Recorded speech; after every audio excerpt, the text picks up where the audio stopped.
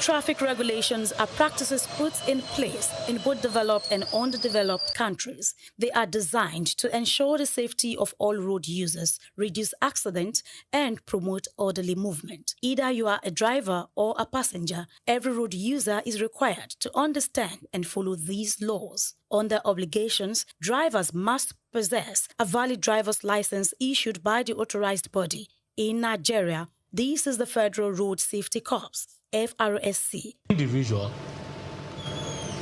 like I've just said, most Nigerians, as we know, celebrate their date of birth. And as such, when you obtain a driver's license, say for 3 years or 5 years,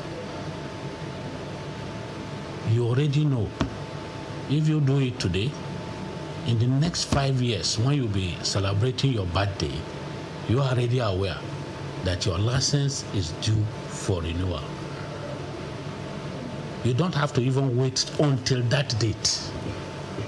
By law, a month to that date, you should start processing the renewal of the driver's license. While other countries have their respective designated authorities, vehicles must also be properly registered and insured, with up-to-date documentation readily available when requested by law enforcement officers. Mandatory rules include observing speed limits, which vary depending on the road type. In cities, the limit is 50 km per hour, increasing to 80 km per hour on highways and 100 km per hour on expressways.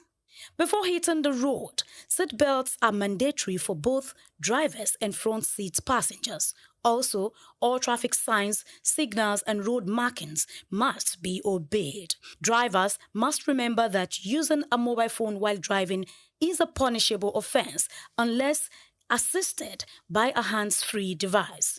Drunk driving is illegal, with penalties ranging from fines and license suspension to imprisonment. For passengers, wearing seatbelts is essential, and distracting the driver should be avoided at all costs.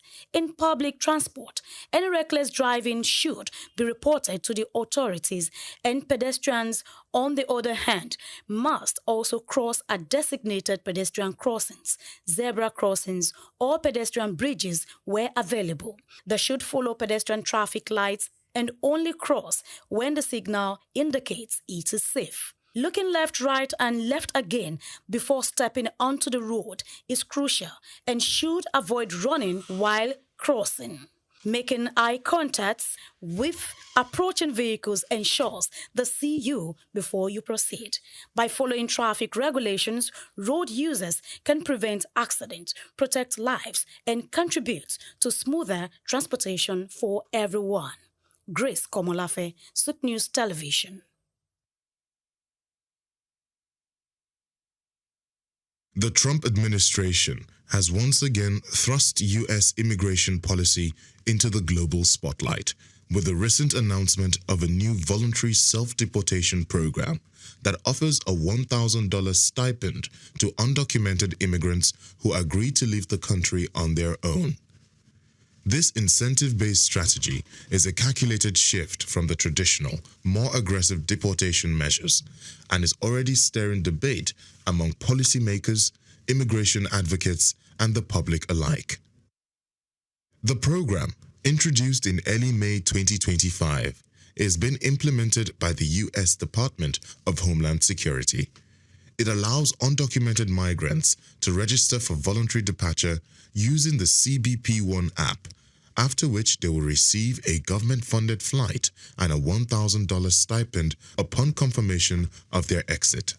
Homeland Security officials argue that this move is designed to save taxpayers significant amounts of money. According to data provided by the DHS, a forced deportation process costs the government an average of $17,121 per individual. In contrast, the stipend program is seen as a cost-effective alternative that also reduces the strain on overcrowded detention centers and court dockets.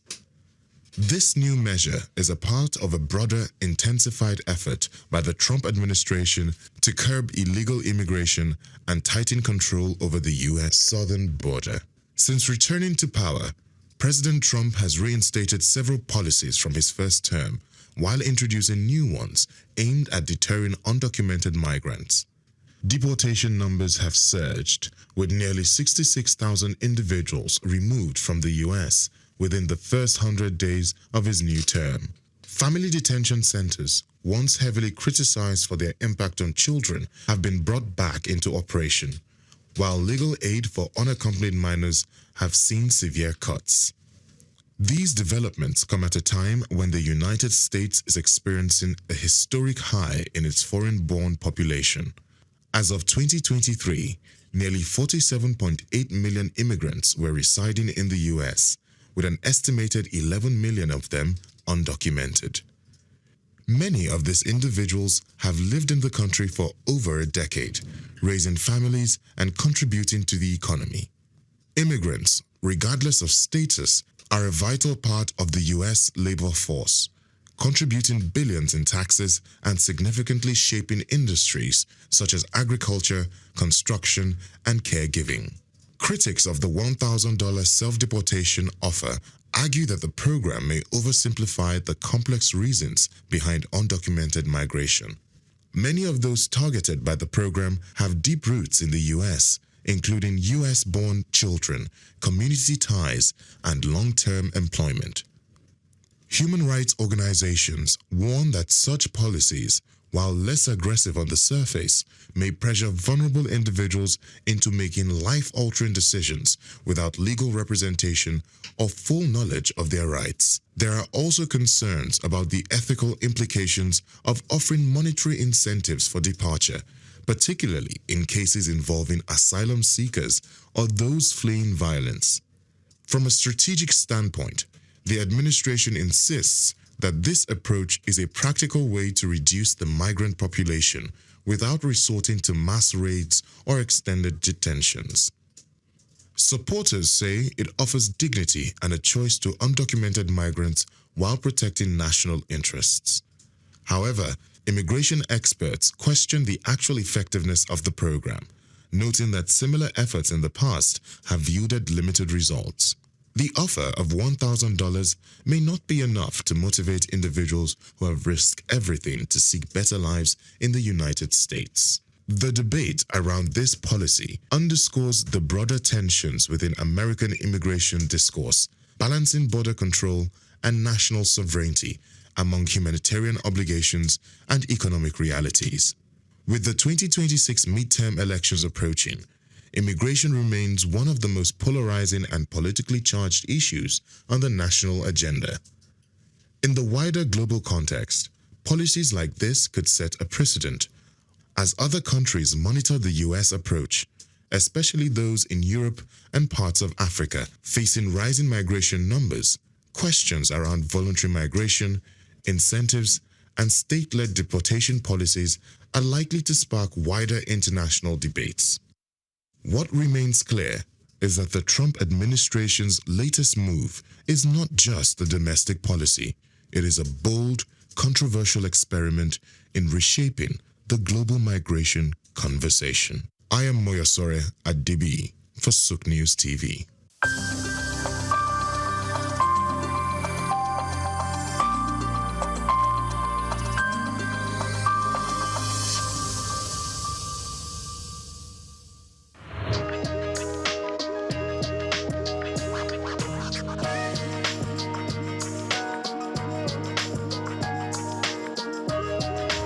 Well, thank you once again for inviting me over. What would I say? Just doing a lot of wonderful things all over the world, working towards development of humanity in the areas of most especially sports development, football management, football administration, and other businesses I'm involved in. So that's what I've been up to.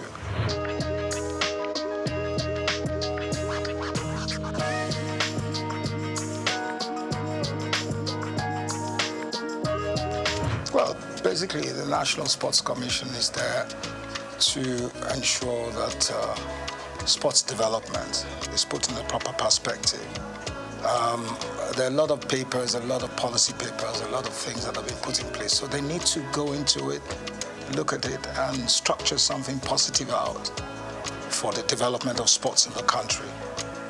I'm sure they have all what it takes to do it, and the zeal and the power to go ahead and put those things in place. That's basically what they need to do. How the implementation is key. And I know, well, one way or the other, they should have the wherewithal to do it. So I wish them all the best.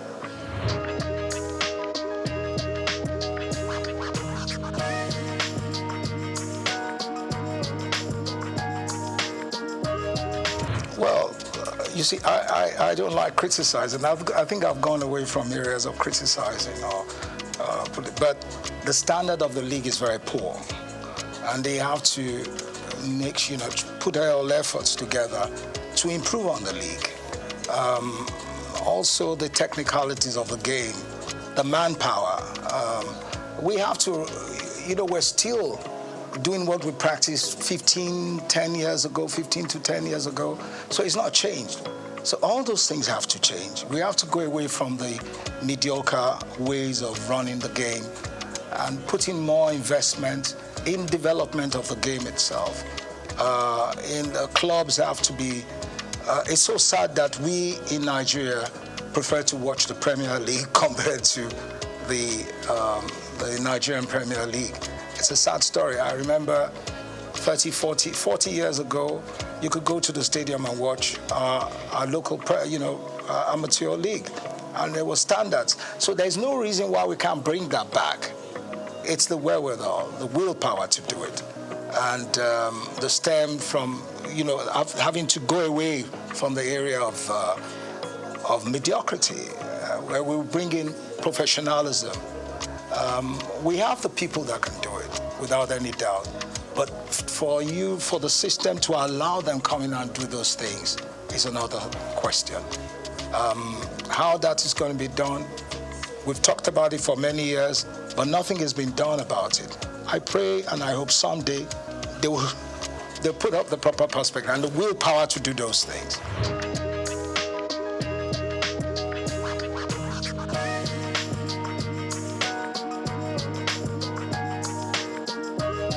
When it comes to grassroots football, we really have to start with kids from a very early age.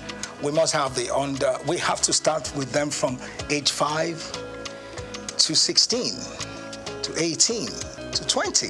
So you have to have a sequence, a system where you build around from the very younger ones, and you have a uniform structure. Number one, we have to identify the kind of football we want to play in Nigeria, our type of role, our ethos, what we want to play. And then we can now imbibe that, put it in our kids from a very early age. So from age 5, you go under 5 to under 8, under 8 to under 12, under 12 to under 16, under 16 to under 18. You have those structures in place. And it's spread around the nation. Now, where it's not the under 5 or under 18 where you put a 20-year-old or 25-year-old. We have to have a system where those kids are registered and we can monitor them from a very early age. You understand me? Where we don't cheat, where we bring in the right age and we train them to perform at different age group levels. And going into from there and then going into the national sides, so we can start playing the under 10, under 15, or under 16, under 18. You understand me? So those structures have to be in place, which we don't have today. There must be uniformity. You understand? So if we can do that in the future, we will progress. But there must be a system in place. We must have coaches that have been trained to work with the kids from that very early age. And those coaches are trained within the system, within the Nigerian Football Federation, and then they're sent out to work with those children all over the nation. The football academies we have today are only out to sell players. You understand me? So what I'm saying here is where we have, I'm not saying academies shouldn't sell players. Or not. Those players in the academies, if we have uniformity, should be playing in the league. And then we must have a cap where we say, look, until you're a certain age, you can't leave the country. You must play in that league because we've invested in you. We've invested in those kids. So maybe they will have to play till they're 20 or 18 or 19 where they can now go out, you understand, to play abroad. But there must be a structure in place. And there must be laws guiding it. That's the only way we can excel.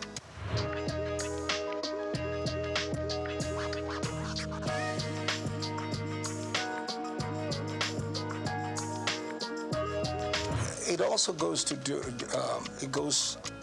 it also goes back to what I've been saying. The girls, the female team in Nigeria today, I believe the girls, I call them girls or ladies, are the ones that will ever win the World Cup first. They got the capacity, they got the women football, they can win the World Cup. They've got what it takes. But then that goes back to our attitude and the corruption in the system. You understand me? If you allow the other girls from a very early age develop, and you have the same system I'm talking about, that cap of under 5, under 8, under 10, and you structure and you do it continuously in uniformity, we will be world beaters. We will win the World Cup at any given time because the women have got the grit. They pick up very faster than our men. They tap the balls. They are more technically better, within that range. So, but it's for us to develop those things and to take away corruption.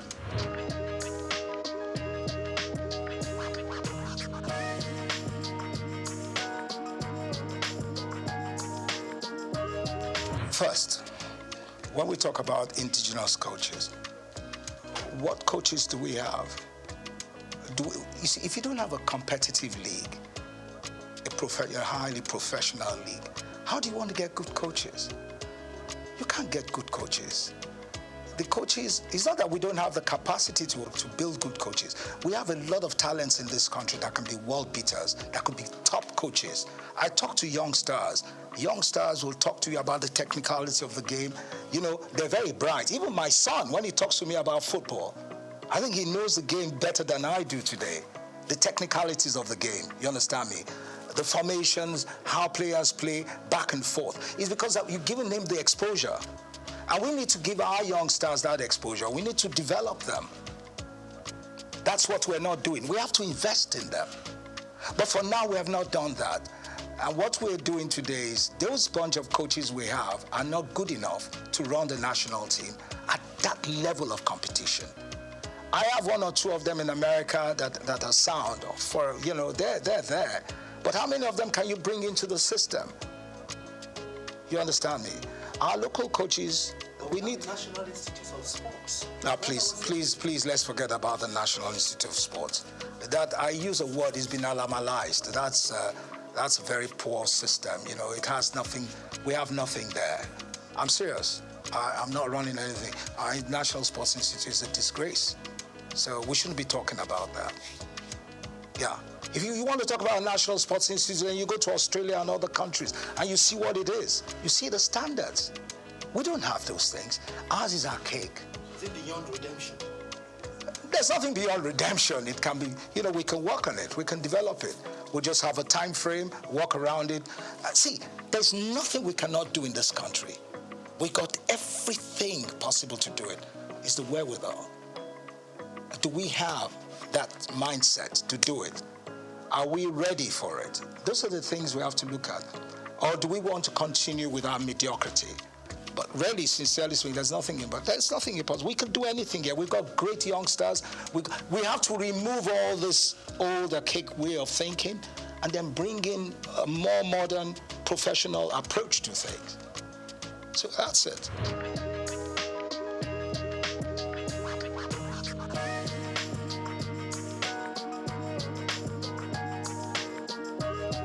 The media is one of the most corrupt anyway, I'm sorry to say. The sports media and all that, the sports writers. I worked in the system, I know how corrupt they are. Majority of them are corrupt. I'm saying it. They can challenge me, but it's the truth. Until we get rid of all those things, where our boys go and collect envelopes to write or favor people, we're not going to get anywhere. I'm not saying the press in general, but the sports writers, I disgrace.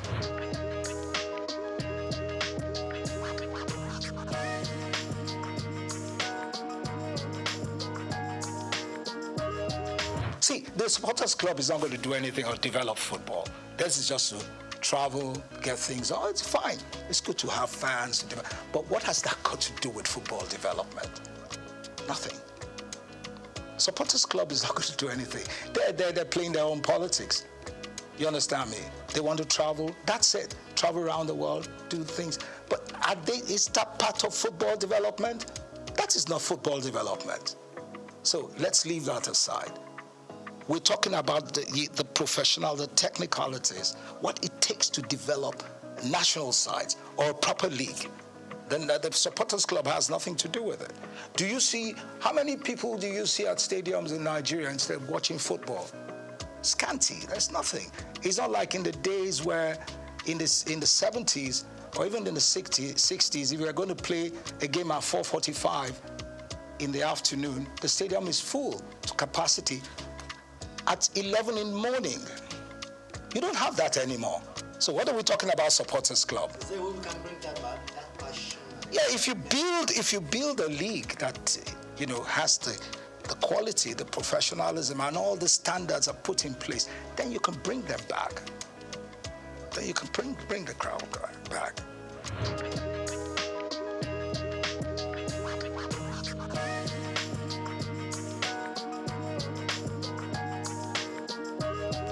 I think it's very unfair to call it lesser sports. All sports are tops. Yeah, it's very wrong to call them. They're top sports. Basketball is tops. Athletics is tops. It's very wrong. I think it's very unfair to call them lesser sports.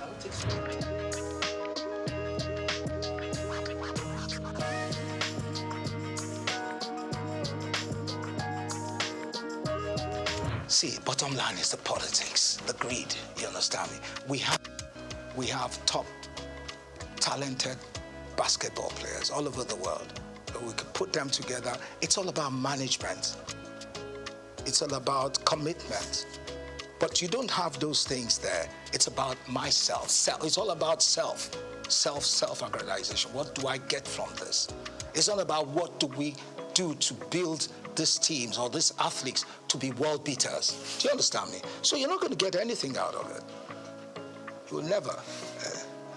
It's the bottom line. You'll never ever get anything. So you'll always have factions, you'll always have people fighting.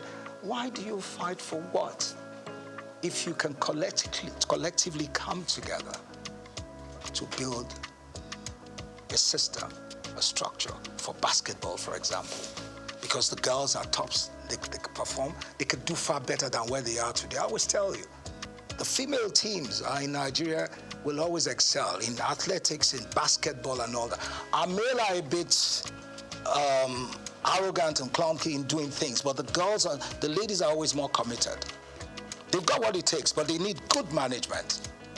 It's not that the men can't do it too, the men can do it, but it all also evolves with good management. Taking away politics, taking away greed, not a situation where a coach is collecting money from a player to put a player in the team, or a member of the football association fighting for their children or family to play in the national team, or a member of government is asking someone to put their kids in the team. No, that's not it. Where is the nationalism? Where's that patriotism? Patriotism. I don't care where you come from. If you're good, you're good. If you're better than my own people, then my own people have to sit down and you let them, the others that can perform. Where would you have quota system in football? Where's that done? Do you understand me? So we have a lot of issues we need to resolve.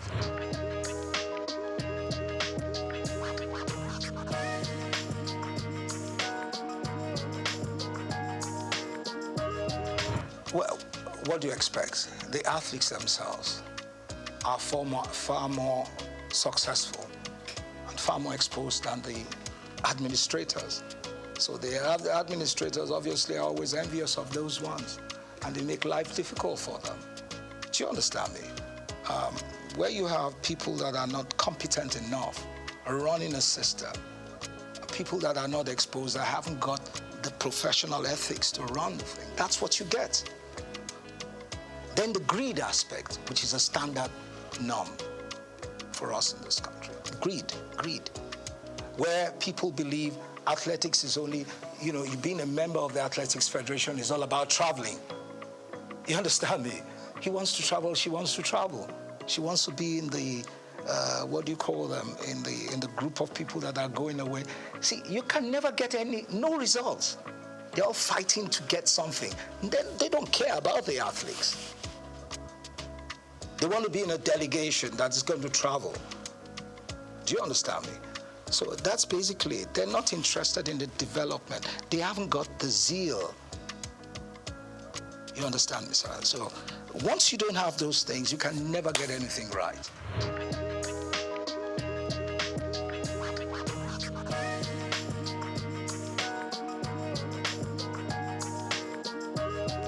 Yeah, the private sector is one.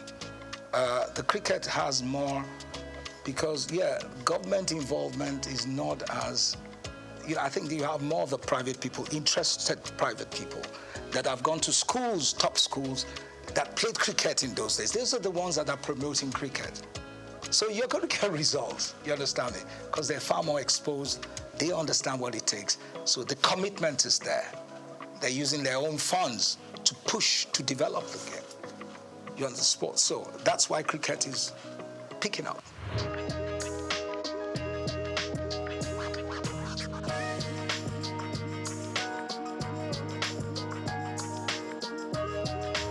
Oh, you mean the National Sports Festival? I think for now we don't really need that. We need to do more with the private sector. I think the new chairman of the National Sports Commission, it seems he's an exposed person. I think he's got to sit right and see how he can provide solutions to these things and change the course of. He's got what it takes to do it. He just has to come out of that shell, come out of that darkness. I'll call it darkness, come into real light. I think he has it. But National Sports Festival, I don't think we're ready. We really need that now. We need to do more with youth development programs. You see, a National Sports Festival in those days was more interesting because you had more schools, inter-school sports. And that is where the best athletes came from. We don't have that anymore. So first we need to build the school sports, schools, athletics and all that, build it to a standard and then go into national sports festivals. For now, we don't have that. And I think the National Sports Commission has to look into that, how they can work with the Ministry of Education and see how they can build that again. School sports. That's where you get the best. In those days, the best athletes. We knew those that will run, that will actually participate and run for Nigeria. We knew the ones that will do high jump, long jump, triple jump. We knew them, both female and females, from secondary school. You don't have that anymore. So where do they come from? Nowhere. So you have, like in those days where some schools will go and get mercenaries, pay for them to come and run. That's what you get today. So it's corrupt. Now, the Sports Commission has to work on that. It has to change it. And I know they can do it. They just need to sit back and look at how they will change the course of things.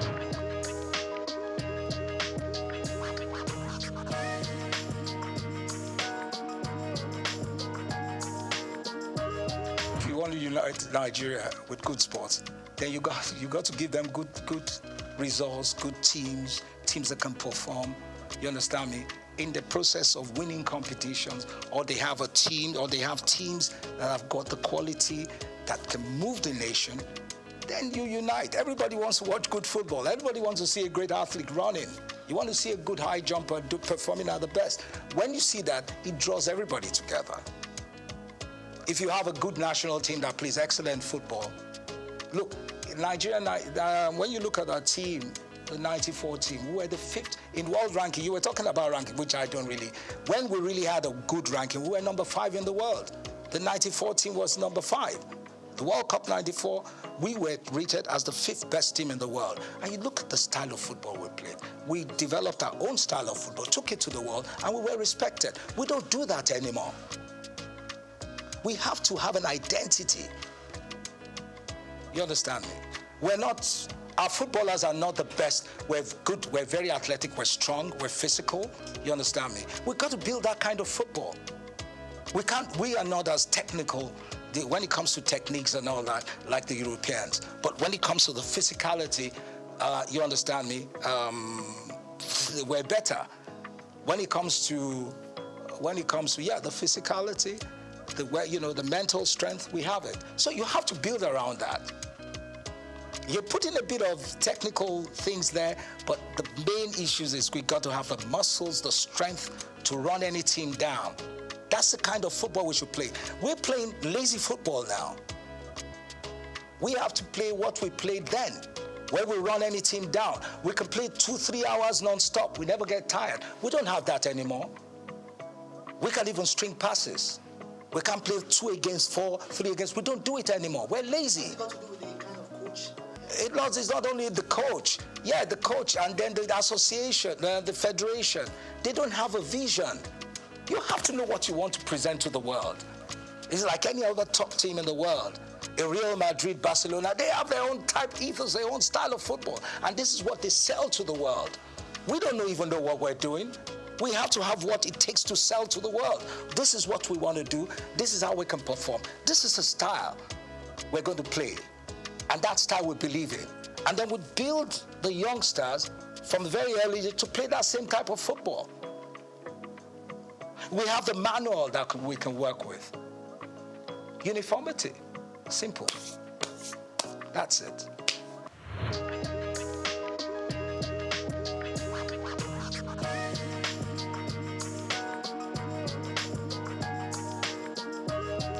No, it's individual and the corporate, but the corporate organizations. They're not doing enough. Everything can't just be government. Today, you don't even have Nigerians pumping money into sports like they used to do that. I'm sorry, I don't want to digress, and I don't want to say what my father did. I'm not promoting my family, but I knew how he invested millions of dollars building the national teams. Yeah, his personal funds. You don't get those things anymore. Do you understand me? You have to see the '94 team was done outside the outside government. It was done by individuals. That was why we were successful. But you don't have those things anymore. You just have a bunch of greedy leaders and greedy individuals or corporate bodies. It's all about them and their family. They're not giving it. So how do you want the kids to perform? How? All the kids are out there wasting away. We've got great talents in this country, but they're wasting away because we're not helping out. We're not encouraging them. We're not building structures, institutions where you can build those, you can develop those kids. Yeah. So they're on the street doing yahoo, doing all sorts of stupid things. Yeah. Because there's no competition. There's nothing to draw their attention. You understand me? Until we do those things, we can never ever change. We can't get it right.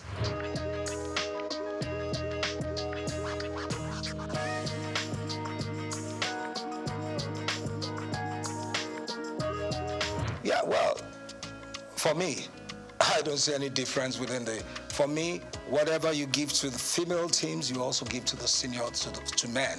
Because our team, our female team, at the world ranking today, we're tops, we're recognized. So you have to also allow, but for men, anywhere in the world, men always have an advantage. But doesn't mean the disparity should be so much. You give the ladies, I remember when I was the FA chairman, I remember once the female team was in camp, and we went there in Ota. When we found out what they were earning, it was disgraceful. It couldn't even buy their, I'm sorry to say that, what you ladies use, your pads, you couldn't even buy it. I had to tell them, these are women. Why are you treating them like rubbish? They have to be looked after.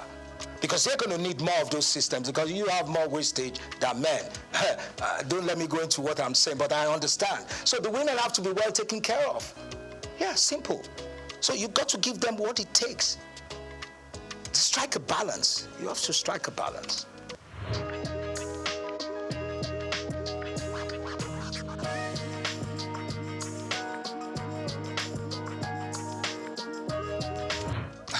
solutions I'm going to give you, I can't give you a straight off head, right? But really, since first, we have to get rid of greed. We have to go away from all this religiosity in the system, because religion has destroyed the fabrics of a nation. See, being a Christian or a Muslim or whatever doesn't mean you've got to cheat people or lie to people or not show love. You understand me? Or the religious, when I come to religion, the churches, the institutions we have today are not developing education. There must be uniformity in education. They're not developing education. Education is key. But you know what we have today? Half-baked educated youths. Half-baked. And that's the worst you can ever have. And that is key in anything we do. First, to have good leaders, well-structured. In Germany, in Europe, and now, the kids that go to the best universities, some kids are developed, they're built up to be top civil servants. So they go to Oxford, they go to Cambridge, they become top politicians. Then you have the ones that will become big and top engineers, and now they go to certain universities. All those things are structured. We had it before in the past. It's gone. We've got to find the way. It's not about just giving licenses to universities. But for me, the foundation, education, is very key. When you have half-baked youths and you have half-baked leaders that haven't got that structure in place, that proper education, they can never excel. What are you going to tell them? They will never get it right. So that's very key. Now, when you talk about policies, who are the ones that are going to put the policy papers together if they're half-baked? Because you need policy papers, you need to have a better understanding of your environment, of the society. You have to have a better understanding of how the society will grow. So if you don't have that in mind, you can never develop. So you need those things to make the nation change. I'm just giving it in a nutshell.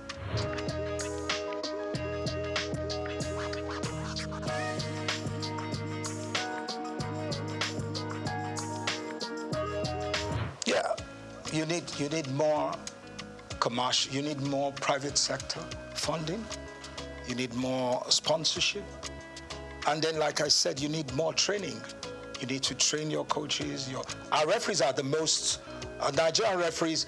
You don't see. Do you see any referee participating in any African Nations Cup? No. Because, and you're telling me it's the best league. That's the most corrupt league in the world. Because our coaches are not even, our referees are not even allowed. They never invite them for any Nations Cup. So what are we talking about? What does that tell you? What does that tell you? Every match in the MPFL, most times, most of the games, all home teams win. You don't see away teams coming to win. So are you telling me that's a balanced league? It's not a balanced league.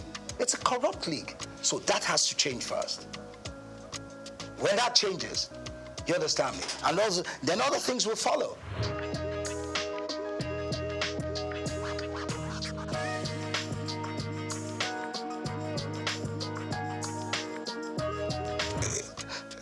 You see, you have the National Olympic Committee that is run, by the private sector and government. Now you need to get the right people in the private sector to come in there to work with some people in government, people that have got the wherewithal, that got the financial muscle and the commitment to do those things. Not just people that are hustlers that just want to get something out of it. It's about people that want to give. That's what Olympics is all about. People that give, that are ready to give, to develop Olympians to be world beaters. People that truly want that mood, that soul of Olympics to excel. That's what we need. And that is what we have to work on. And that comes from leadership, that comes from the system, where you choose the right people that have got what it takes to build the Olympic team.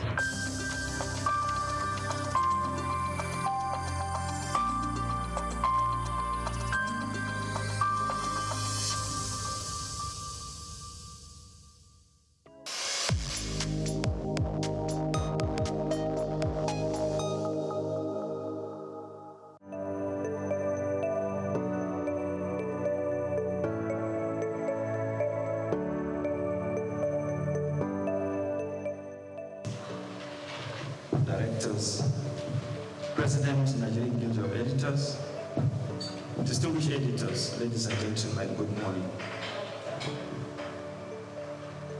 Mr.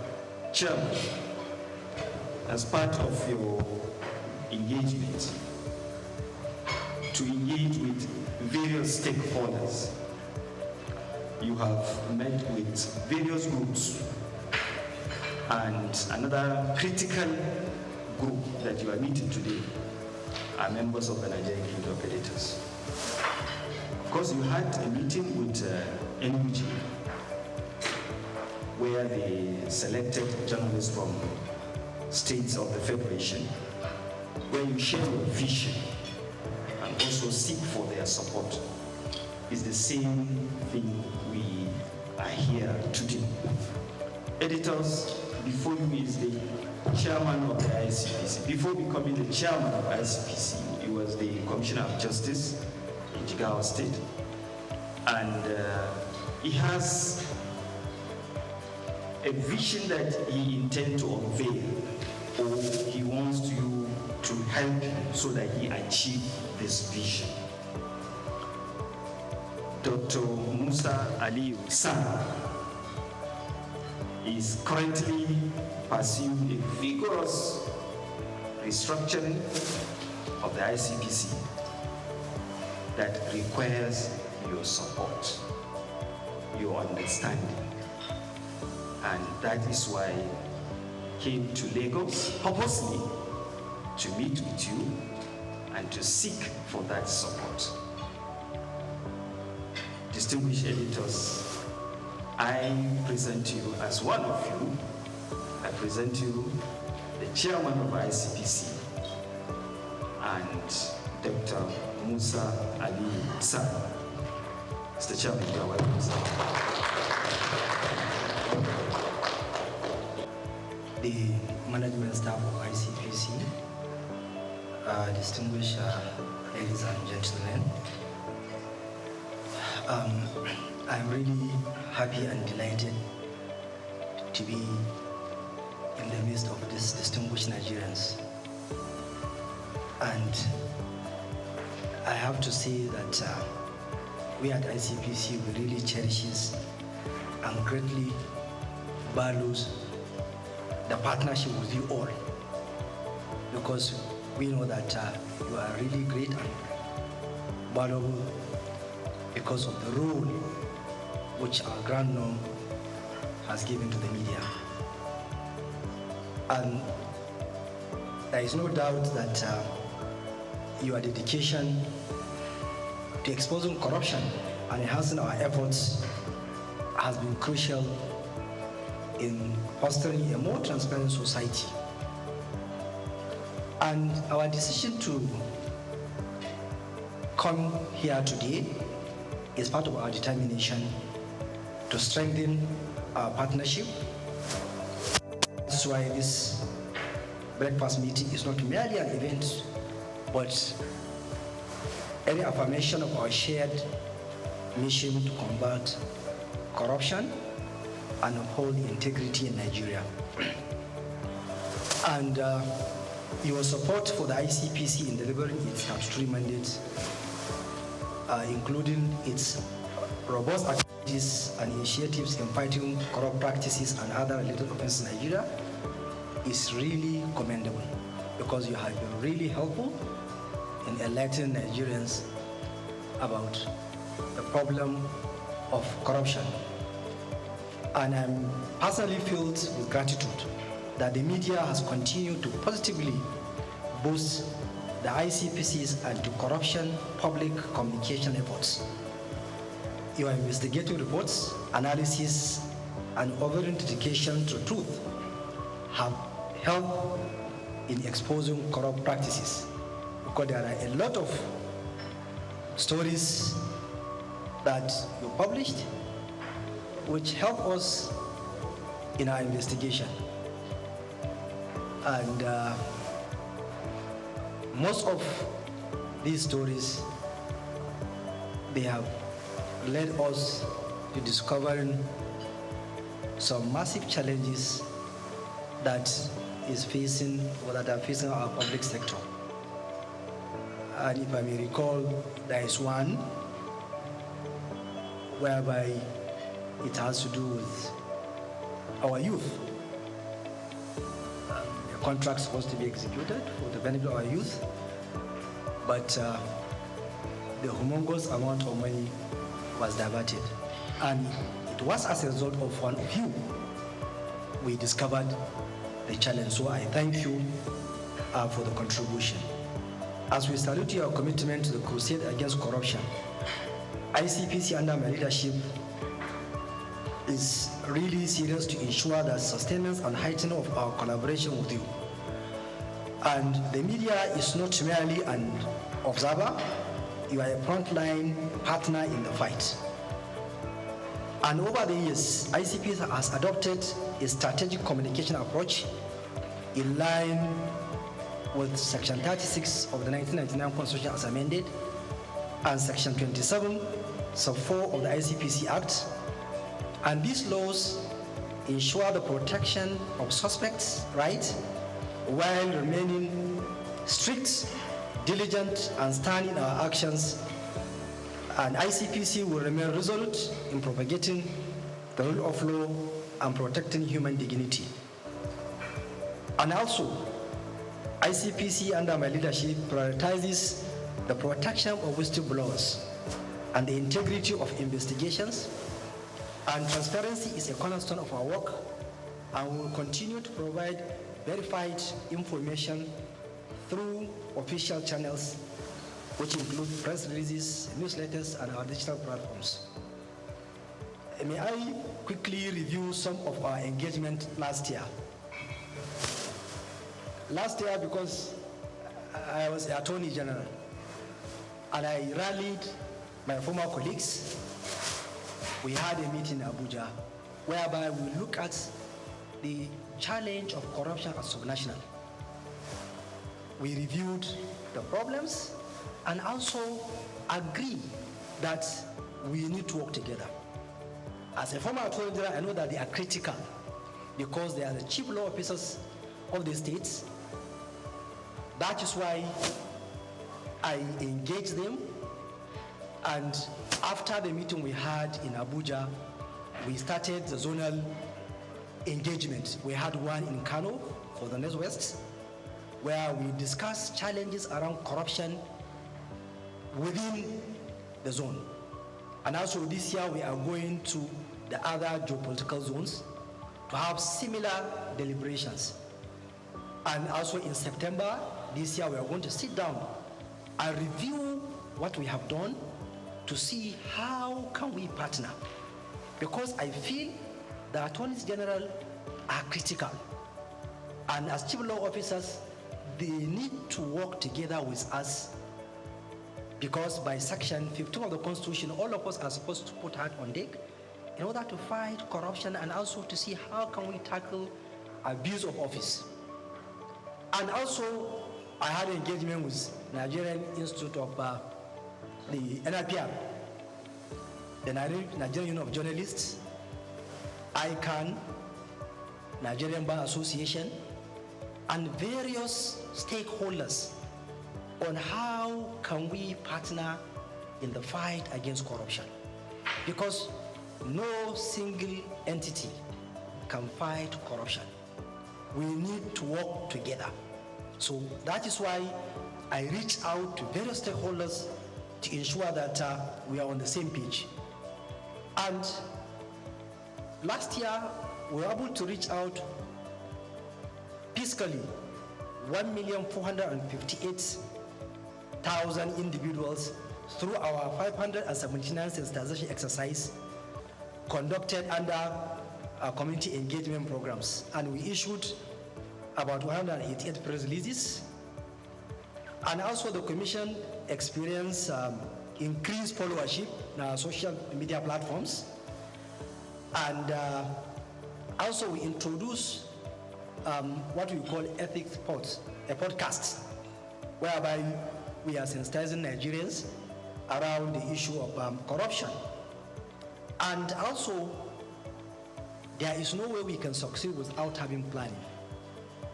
Our Strategic Action Plan 2024 to 2028 was unveiled last year, whereby we gathered stakeholders and discussed it, because that will be our focus on how we can work. And our strategic action plan is in line with the National Anti-Corruption Strategy, which has 5 pillars: corruption prevention, issue of enforcement and punishment, ethical orientation, and also enlisting public support of Nigerians, so that, and also recovery of proceeds of crime and management. And this is the area whereby we have upscaled our activities to see that we trace, recover, and manage the process of crime, and also to remit it back to the Consolidated Revenue Fund, so that we won't allow those allegedly took away what did not belong to them to go away with it. Because if you allow them, once they accumulate the process of crime, no doubt they will use it and also to fight back. And also they will deprive Nigerians with what they are supposed to have in the issue of infrastructure. So that's why we focus seriously in that area of recovery of process of crime. And also ICPC, as you know, that it has laudable programs. And one of the key issues which I focus is that I ensure that I consolidate all what the previous chairman of ICPC have done, from late Justice Mustafa Akambi to Professor Wasoni. I ensure that all their programs are intact, and I'm building up, so that I want to ensure that we maintain that organizational culture of ICPC, and also for me to enhance what they did, most especially to focus on digital transformation, because this is an area whereby we need to use technology in the fight against corruption, most especially in the area of analytics, artificial intelligence, that we'll be able to analyze huge data. And I'm sure you are aware of the constituency and executive project tracking, which ICPC is well known about it. And I know last year we were able to track over 1,500 projects, which has value of over 600 billion naira. And so that at least Nigerians can get good quality projects that is in the budget. And also the Ethic and Integrity Compliance Scorecard, which is an initiative of ICPC, which measure institutions' adherence to ethical standards. We released the results, and I have seen the impact, because most of head of agencies that have not done well, they reach out. Chairman, why? What are our challenges? Can you help us to see that we overcome these problems? Which is really good, because I have never thought that it will have that impact. And why? Because of you here. You have gave it wide publicity. So because of that, most of the head of agencies now, they reach out. Please, how can we do well next year? So I thank you for the assistance. And also our sexual harassment prevention program, which is tackling corruption linked to abuse of power. Last year, I know that we had engagement with the one civil society, where the ministers of the Minister of Education, then Professor Tahir Mamman, and the State Minister Yusuf Tonko Sununu, they were there. The former Minister of Affairs was there, and also over 20 commissioners of education across the country, they attended, because we discussed the challenge around the problem of sexual harassment, most especially in our tertiary institutions, because our students are victims of this challenge. So that's why ICPC has been doing its greats in that area, so that we ensure that we help our students, we protect them from sexual harassment. And I'm sure that you are aware that currently there is one of the senior academics that is facing trial at Abuja Federal High Court on this issue of sexual harassment. So, and we are determined to ensure that where there is credible evidence, any sexual harassment complaint tabled before us, we will make our efforts to ensure that we investigate it and also take the matter to court where there is evidence. Then there is our Anti-Corruption and Transparency Unit, Act 2, that they have been doing well in the various MDAs in order to help in ensuring that there is transparency and accountability in MDAs in this country. Then, when I came in, I tried to bring up my policy, which I call it Care for Impact, to ensure that ICPs as an agency,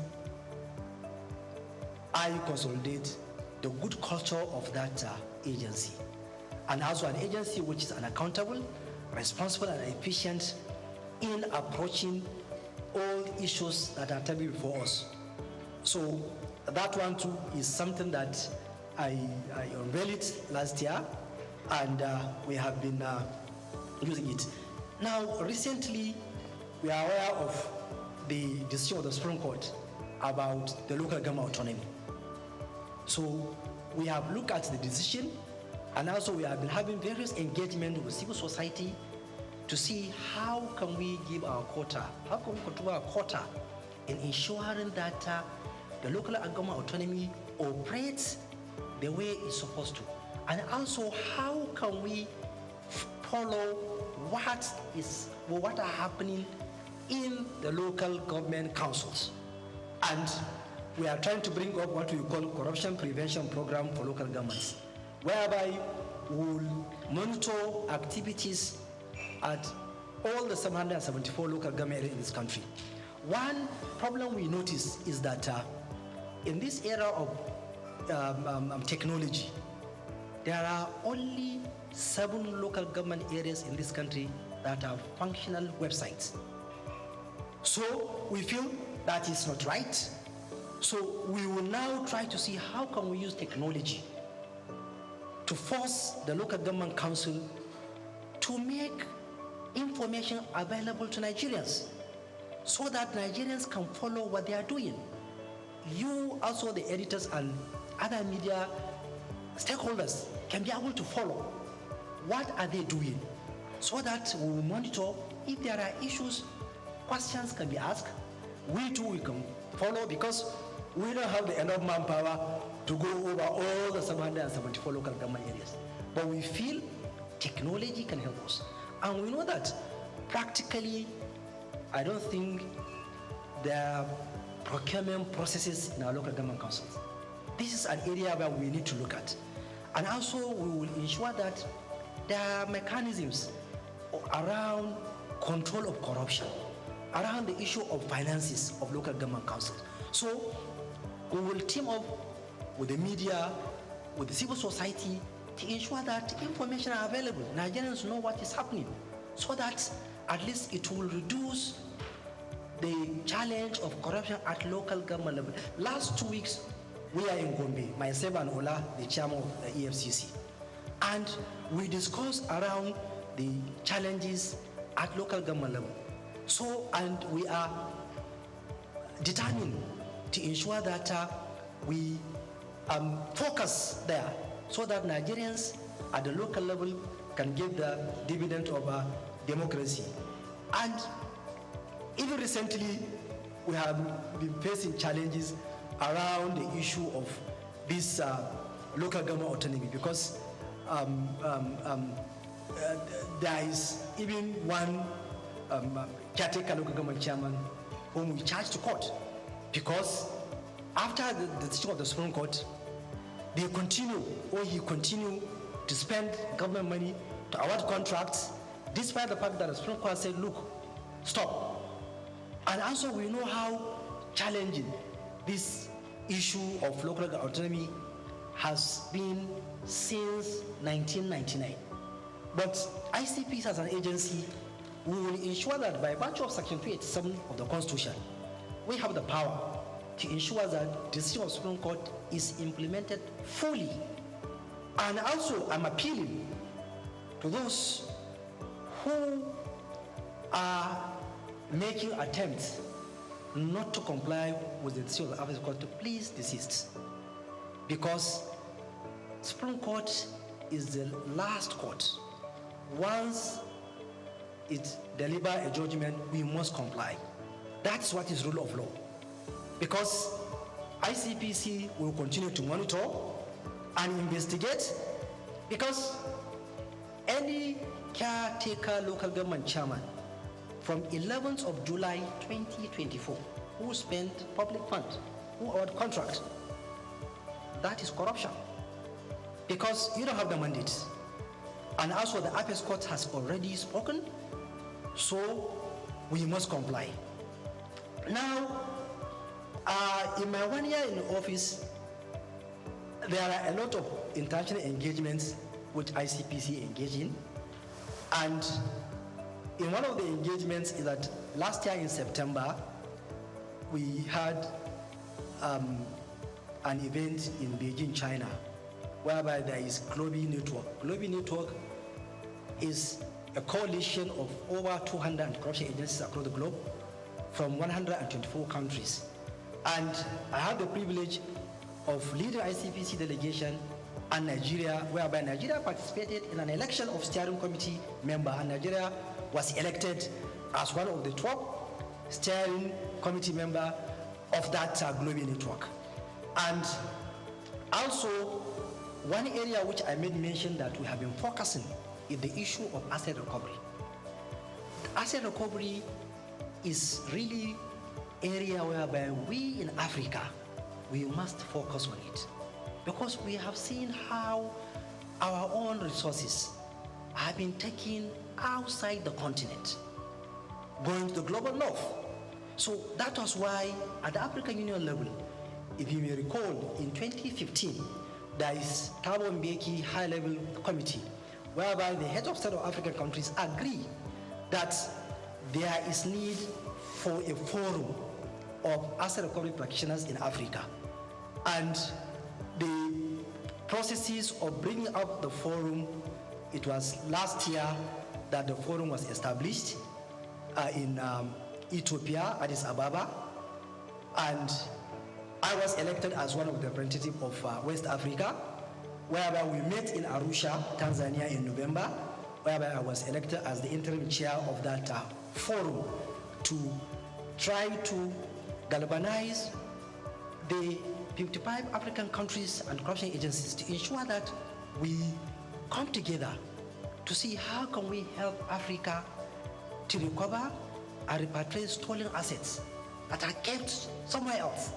And we agree that, look, apart from slavery, which is our own human resources that was taken to other continents, there are a lot of stolen assets of Africa outside the shore of Africa.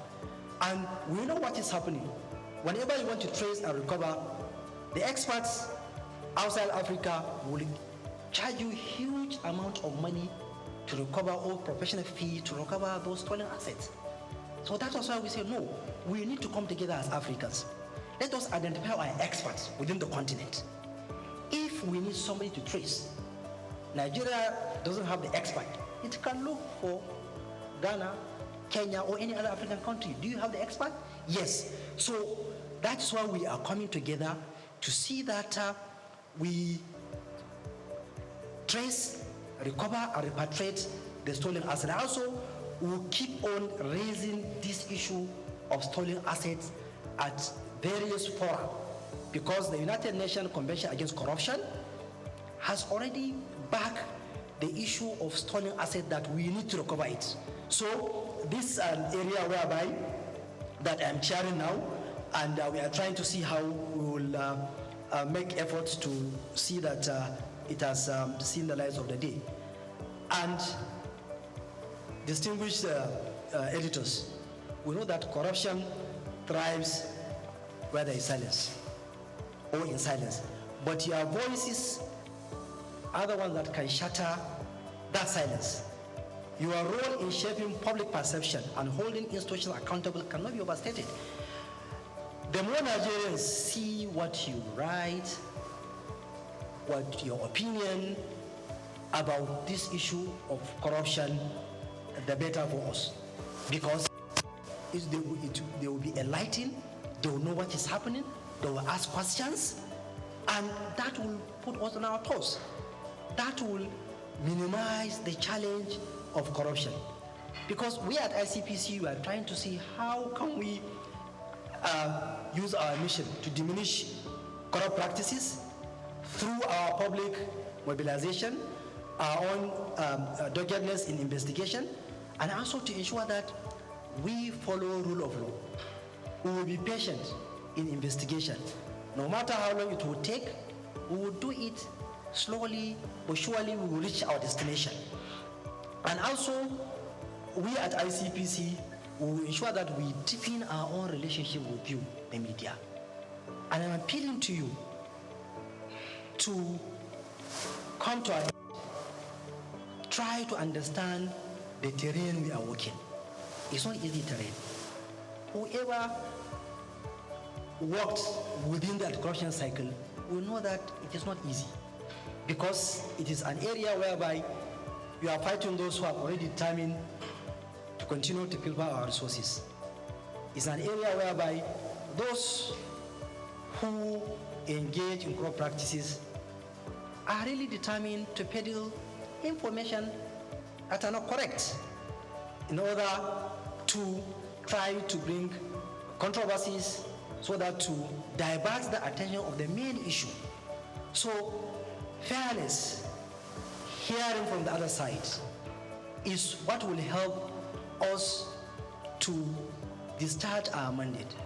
And ICPC for the past 25 years has consistently maintained ensuring that there is fairness and the fair hearing, and also we do not engage in anything that will bring damage to people because of allegation against them.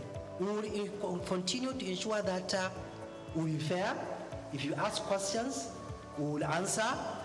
And like I said, we are appealing to you to reason with us because of the terrain we are operating, which I know I don't need to elaborate. So that's why there is no way we will not come close to you. There is no way, because we need you, because Nigerians need to know what is happening. That will project the good image of our country. That will make foreign direct investment to come into our country. That will make our youth to have job. We know what is happening in this country. We know that a lot of youth are roaming on the streets looking for job. And the youth are the future leaders of this country. So, and it is through you, by helping us to propagate our activities and also to bring issues that will project good image of this country. By doing that, we will make Nigeria great, and also will tackle the challenge of our corruption. And conclusively, I want to emphasize that you mean a lot to us, and that we count on you as dependable partners in ensuring that Nigeria is corrupt-free, and also I'm sure that partnering with you will continue to help ICPC to move forward, and also ICPC will continue to record achievements, and we hope that the aspiration of Section 15 of the Constitution will be realized, where Nigeria will be a country free from corrupt practices and abuse of office. Thank you so much. Money and property last year, and I even know even this year too, we recovered some amount of money and also property. Even currently, we are tracing and marking some assets in one of the states where some people diverted public funds. Even this morning, I know that there is an amount of money which we recovered from the diversion of public funds. So we are talking about both the fixed and movable property. That's if you are talking within Nigeria. Even abroad, it is the same thing. Although during my time, ICPC did not recover any assets from taken outside the shores of Nigeria. But I know that we are collaborating with one of the African countries about money that was brought into Nigeria from that country. We are tracking and to trace the money so that we will see how the money can be taken back to where it was brought in here. So this is what I can say. And some of the issues you raise are part of the problem. Like I said somewhere else, and I kept on saying, I will say it here. My first contact with public office is when I was Attorney General. That was when I now realized that all what I was thinking, when I came into contact with the reality, then I now realize that we Nigerians are part of the problem. One of the issues you raised about societal pressure. I'm not saying that it's a justification for any public officer to engage in corruption. But if you, I'm sure you have had one or two discussions with those who are holding public office. The kind of stress and pressure that public officers are undergoing in this country is too much. Because the family, the friends, associates expect you to give them money. And this is one of the factors that is now pushing those in public office to go into that. And I noticed that any public officer who resists, you are considered as awkward, very difficult, and they will keep on pressurizing you that if only people that are strong that can stand that pressure. And also some people too, they are even daring, will tell you, I was a victim when I was Attorney General. And I want to say it here, maybe the person who did it will hear an issue which I say, look, AG, we want you to do this thing. I say, sir, it's not even in public office, it's not even a public officer. I say, sir, I can't do this thing because my conscience will not allow me to do it. After they put pressure from different angles, okay, you are a young man. How? I don't want to destroy your career. And I say, sir, my career is not in your hand.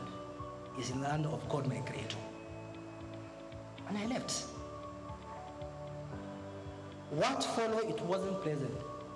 I had to battle for more than 1 year of series of blackmail, from one blackmail to another, just because somebody wants to get money, and you can only get that money through me. And I was put under intense pressure to succumb, which I did not. What followed was I was put under serious stress. Now, the second problem is there is this theory. Whenever the corruption, if you look at it, if the benefit is high, the risk is low, people will keep on to engage. If people know that if you engage in corruption, it is really highly risky. You will lose your reputation in public. People will never consider you as somebody who has reputation in the society. People will be careful. If you know that the punishment is going to be very harsh, people will be careful. But if the risk is very low, the benefit is high, so people will continue to engage. So that is why we need to look, how can we strengthen our laws to ensure that those who engage are punished seriously, and also